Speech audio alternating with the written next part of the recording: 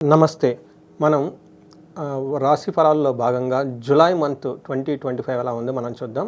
July month గనక మనం చూసుకుంటే ఈ మంత్ అంతా మనకి ఆషాఢ మాసంతోనూ లాస్ట్ వీక్ వచ్చేటప్పుడు మనకి శ్రావణ మాసంతో ఉంది. ఈ జులై మంత్లో కొన్ని ముఖ్యమైన విశేష పర్వదినాలు కూడా ఉన్నవి.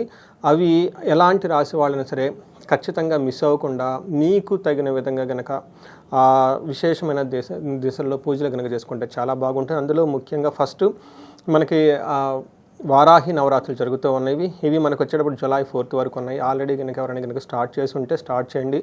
మిస్ అయ్యి ఉంటే అట్లీస్ట్ లాస్ట్ 3 days ఖచ్చితంగా చేసుకోండి. ఎవరెవరో చేసుకోవాలంటే ఎవరైతే భార్యాభర్తలు ప్రాబ్లం అయ్యి లవ్ మ్యారేజ్ చేసుకొని తర్వాత ప్రాబ్లం కనుక ఫేస్ చేస్తూ ఉంటే ఇలాంటి వాళ్ళు, లేదంటే కొంతమంది డైవర్స్ దాకా వెళ్ళిపోయి అక్కడ ఆగిపోయి ఉంటారు, అలాంటి వాళ్ళు వీళ్ళు ఇంతే కాకుండా ఎవరైనా రియల్ ఎస్టేట్ రిలేటెడ్లో ప్రొఫెషన్లో ఉన్న వాళ్ళు కానివ్వండి, లేదంటే వ్యవసాయదారులకు పంట దిగుబడి సరిగా లేకపోయినా కానీ వీళ్ళంతా ఖచ్చితంగా వారాహి నవరాత్రులు చేసుకోండి. మీకున్న సమస్యల నుంచి బయటపడిపోతారు. ఇంతే కాకుండా గురు పూర్ణిమ ఉందండి జులై 10th. ఈ రోజు కూడా గురు గోచారంలో కానీ జన్మ జాతకంలో గురు సరిగా లేకపోయినా, ఎవరికైనా గురు మహాదశ నడుస్తూ ఉన్నా కానీ ఆ రోజు మీకు విద్య నేర్పిన టీచర్లు కానివ్వండి, గురువులు కానివ్వండి, లేదంటే మీరు ఆశ్రమాలు కానివ్వండి, మఠాలు కానీ విజిట్ చేయటము, శ్రీకృష్ణుని యొక్క గుడిని మీరు దర్శించుకోవటం కనుక చేస్తూ ఉంటే మీకు ఈ గురు గ్రహంలో ఉన్న దోషాలన్నీ తొలగిపోయి చక్కగా వృద్ధి చెందుతారు. అంతేకాకుండా మీకు నాగపంచమి చాలా ఇంపార్టెంట్. పంచమి రోజున పొట్టలో పాలు పోసి భక్తి శ్రద్ధలతో ఆ విశేష దినాన్ని కనుక జరుపుకున్నా కానీ పెళ్లి కాని వాళ్ళకి పెళ్ళి అవ్వటము, పిల్లలు కలగని వాళ్ళకి పిల్లలు కలగటం, ఇలాంటివన్నీ చాలా మంచి విషయాలు మీకు జరిగే అవకాశం ఎక్కువగా ఉంటుంది మీ లైఫ్లో. సో మనం ఈ మేషరాశి ఫలితాలు చూసుకునే ముందు ఇందులో ఉన్న నక్షత్రాలు కనుక మనం చూస్తే అశ్విని 1, 2, 3, 4 పాదాలు, కృతిక 1 పాదం, భరణి 1, 2, 3, 4 పాదాలు అంతా మనకి మేషరాశిలో ఉంటారు. పేరు బలంగా మనం చూసుకుంటే వీళ్ళకి చూ, చే, చో, లాలి, లు, లే, ఆ నక్షత్రాలంతా కూడా మనకి మేషరాశిలో ఉంటారు. గ్రహస్థితి బట్టి కనుక మనం చూసుకుంటే జులైలో ముఖ్యంగా 2 గ్రహాలు మారుతూ ఉన్నాయండి. ఒకటి సూర్యుడు, రెండోది శుక్రుడు. ఈ సూర్యుడు 3వ ఇంట్లోంచి 4వ ఇంట్లో వెళ్ళటం వల్ల మిక్స్డ్ రిజల్ట్ ఉంటుందని చెప్తారు. శుక్రుడు చాలా మంచి యోగ్యతను ఇచ్చే పొజిషన్లో ఉన్నారు.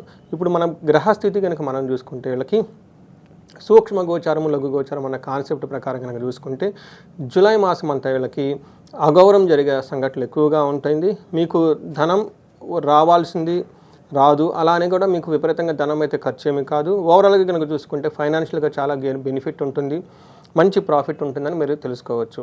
మనం సూర్యుని యొక్క స్థితి కనుక మనం గమనిస్తే గోచార రీత్యా సూర్యుడు 3వ ఇంట్లో ఉండి 4వ ఇంట్లోకి షిఫ్ట్ అవడంతో ఫస్ట్ 15 days మీకు చాలా పాజిటివ్గా ఉంటుంది. తర్వాత మీకు కొంచెం ఆటంకాలు ఎదురయ్యే అవకాశం ఎక్కువగా ఉంటుంది. మనకు మహర్షుల సంస్కృతంలో ఏం చెప్తారంటే వీళ్ళకి అంతఃక్లేశ గృహఛద్రం సౌఖ్యహాని భోజనం ప్రయాణే విఘ్నమాప్నోతి చతుర్థే రవి సంయుతే అని మనకి శాస్త్రాలు వివరించారు. దీని ప్రకారం అంతఃక్లేశ అంటే మనసులో ఏదో ఒక విచారం పట్టడం, ఇంటిలో భయం గొలిపే సంఘటనలు జరగటం, సుఖంగా లేకపోవటము, సుభోజనం భోజనం టయానికి చేయకుండా ఉండటం, ప్రయాణాలు కనుక చేస్తే ఆటంకాలు వచ్చే అవకాశం ఎక్కువగా ఉంటుంది. ఇదంతా మనకి సూర్యుడు 4వ ఇంట్లో 15th తర్వాత ఉండటం వల్ల జరిగే పరిణామాలను అనుకోవచ్చు. అదే సూర్యుడు మనకి 10th హౌస్లో దృష్టి ఉండటం వల్ల ప్రొఫెషన్ రిలేటెడ్ మ్యాటర్స్లో చాలా చక్కగా బాగుంటారు, మంచి అచీవ్మెంట్స్ ఉంటుంది. ప్రమోషన్లో జాబ్లో కనుక ప్రమోషన్స్ వచ్చే అవకాశం, లేదంటే ఒక మంచి హ్యాపీ న్యూస్ అనే అవకాశం కూడా మీకు ప్రొఫెషన్లో చూపిస్తూ ఉంటుంది. ఈ ప్రకారంగా సూర్యుడు కనుక చూసుకుంటే మీకు మిక్స్డ్ రిజల్ట్ ఇస్తున్నారు అని మనం చెప్పుకోవచ్చు. అయితే నెక్స్ట్ మనం చెప్పుకోవే ప్లానెట్ కుజుడు. వీళ్ళకి మీకు 5వ ఇంట్లో ఉండటం వల్ల ఇది సరైన అంత యోగ్యతని ఇవ్వదు. మనకి కుజుడు వచ్చేటప్పటికి మీకు కొన్ని ప్రతికూలమైన పరిస్థితుల్ని కలిగిస్తూ ఉంటారు. అవేంటో చూద్దాం. ఫస్ట్ మనకేం చెప్తారంటే దేహజాడ్యం, మనస్తాపం, కాలాతిక్రమణ భోజనం, దురితం కర్మలాభచ్చ భౌమే పంచమ సంస్థితే అని మనకు సంస్కృతంలో మహర్షులు చెప్తారు. దీని ప్రకారం ఏమంటే దేహజాడ్యం అంటే శరీరంలో ఆరోగ్యము, తాపము, అకాల భోజనము, పాప పనులు చేయుట, శత్రుబాధలు, ఇలా శారీరకంగా బలహీనత కలిపి మనస్తాపం గురే అవకాశం ఎక్కువగా ఉంటుంది. కుజుడు 5వ ఇంట్లో ఉండటం వల్ల పిల్లల విషయంలో కూడాను, లేదంటే పెద్ద పనులు, స్ట్రాటజీస్ లాంటివి ఏమైనా ఫ్రేమ్ చేయాలంటే ఇట్లాంటి విషయంలో కూడాను మీకు కొంచెం ప్రతికూలంగా ఉండే అవకాశం ఎక్కువగా ఉంటుంది. ఈ విషయాల్లో కొంచెం జాగ్రత్తగా ఉండాలి. వీటితో పాటు ఓవర్ ఎక్స్పెండిచర్, ఖర్చులు విపరీతంగా పెట్టే అవకాశం ఎక్కువగా ఉంటుంది. ఇంపల్సివ్ బయింగ్ అంటే మీకు అవసరం లేకపోయినా కానీ ఏదో ఒకటి వృధాగా కొనుక్కునే అవకాశాలు ఎక్కువగా ఉంటుంది. కొంచెం జాగ్రత్తగా ఉండటం ఎంతైనా అవసరం. అయితే మీకు శుక్రుడు రెండో ఇంట్లో ఉండటం వల్ల మంచి లాభాన్ని తీసుకొస్తున్నారు మనం చెప్పుకోవాలి. శుక్రుడు రెండో ఇంట్లో ఉండటం వల్ల ఏమవుతుందంటే మన మహర్షులు ఏం చెప్తారైతే కుటుంబ సౌఖ్యం, ఆరోగ్యం, స్త్రీ శ్రల్లాపం, యశత్కరం, దేహ సౌఖ్యం, వస్త్రలాభం, ద్వితీయ స్థానగే భృగురు దశేత్ అని మనకి చెప్తూ ఉంటారు. అంటే రెండో ఇంట్లో శుక్రుడు ఉండటం వల్ల మనకేం చెప్తారంటే కుటుంబం అంతా సౌఖ్యంగా ఉంటుంది, ఆరోగ్యం చక్కగా ఉంటుంది, తర్వాత మంచి కీర్తి ప్రతిష్టలతో కలిగి ఉంటారు, దేహం అంతా సౌఖ్యంగా ఉంటుంది, షాపింగ్ చేసుకొని మంచి మంచి బట్టలు కొనుక్కొని చక్కగా నీట్గా డెకరేట్ చేసుకొని హుందాగా డిగ్నిటీగా ఉండే అవకాశం ఎక్కువగా ఉంటుంది. అంతేకాకుండా 8th హౌస్లో దృష్టి ఉండడంతో టయానికి మంచి ఫుడ్ తింటారు, టైం అంతా చాలా మంచి ఆహ్లాదకరంగా గడుపుతూ ఉంటారు. ఈ ప్రకారం మనం చూసుకుంటే సూర్యుడు మిక్స్డ్ రిజల్ట్స్ని ఇస్తున్నారు, ప్రొఫెషన్లో బాగుంటుంది. కుజుడు మాత్రం కొంచెం ఇబ్బంది పెట్టే పరిస్థితుల్లో ఉన్నారు. శుక్రుడు మాత్రం మంచి యోగ్యతను తీసుకొని వస్తూ చక్కగా మంచి సపోర్ట్ ఇస్తూ ఉన్నారు మీకు అని మనం చెప్పుకోవాలి. ఇంతేకాకుండా నక్షత్ర ప్రకారం కనుక మనం చూసుకుంటే వీళ్ళకి అశ్విని, భరణి, కృతిక 3 నక్షత్రాలు ఈ రాశిలో ఉంటారు.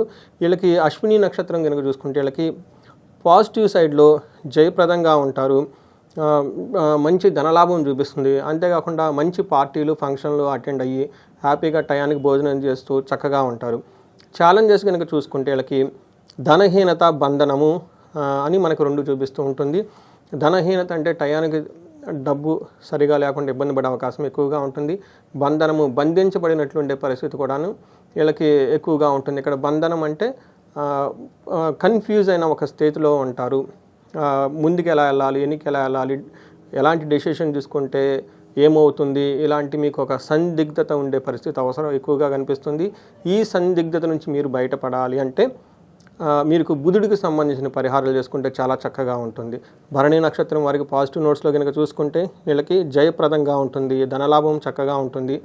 వీళ్ళు కూడాను బంధించబడినట్లు ఉండే పరిస్థితిలో ఉండే అవకాశం ఎక్కువగా ఉంటుంది. కృతికా నక్షత్రం చూసుకుంటే వీళ్ళకి ఐశ్వర్యవంతంగా ఉంటుంది, జయప్రదంగా ఉంటుంది, చక్కగా పార్టీలు, ఫంక్షన్లన్నీ అటెండ్ అవుతూ ఉంటారు. బంధనము, వీళ్ళు కూడా బంధించబడినట్లుండే పరిస్థితులు ఉండే అవకాశం ఎక్కువగా ఉంటుంది. కాబట్టి ఈ విషయాలను గమనించుకొని కొంచెం జాగ్రత్తగా ఉండటం ఎంతైనా అవసరం. అయితే వీళ్ళకి అశ్విని, భరణి, కృతికా నక్షత్రం కనుక చూసుకుంటే అశ్విని నక్షత్రం వాళ్ళకి స్త్రీ నాశనము, భరణి నక్షత్రం వాళ్ళకి బుద్ధి నాశనము, కృతికా నక్షత్రం వాళ్ళకి కార్యహాని, బుద్ధి నాశనం అని చూపిస్తూ ఉంటుంది.